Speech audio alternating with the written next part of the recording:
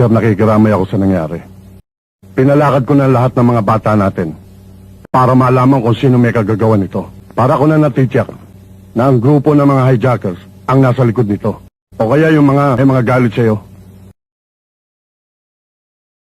Yan nga ang gumugulo sa aking isipan. Kanina nung tinitignan ko ang aking misis, hindi ko nga alam kung mabubuhay siya o hindi. Kung ano-ano ang pumasok sa aking isipan. Ang pagkamatay ni Dupong, yung nangyari sa Intramuros. At ngayon, yung nangyari sa aking pamilya. Anong ibig mong sabihin, Major? Sa lahat ng mga pangyayaring yun, naroon ka. Sandali lang, Major. Wala akong kinalaman sa pagkamatay ni Dupong. Sinabi ko namang... Yung encounter sa mga hijackers, nalingunan kita. Hindi ko alam kung nakatutok sa akin ng baril mo o hindi. Kakamali ka. Yung nangyari sa restaurant, bago sumabog. Aba, sir. Kung hindi nga ako tinawag ni Gutierrez malamang na-disgrasya din ako. Yung pangayos yung pagkakatawag siya ni Gutierrez.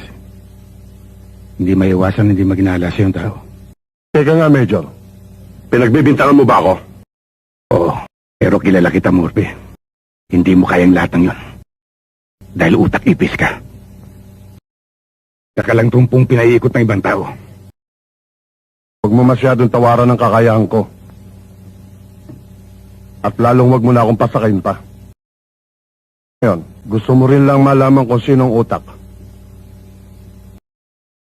Sasabihin ko. Sino? Si Rigor. Akala ko pa naman kaibigan kita, Murphy. Alam mo, Major, maraming namamatay sa akala.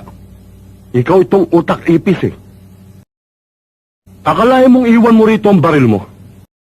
Kagaya ka rin ng tatay mo. Sobra kong magtiwala. Ngayon lang kita hindi pinagkatiwalaan, Murphy.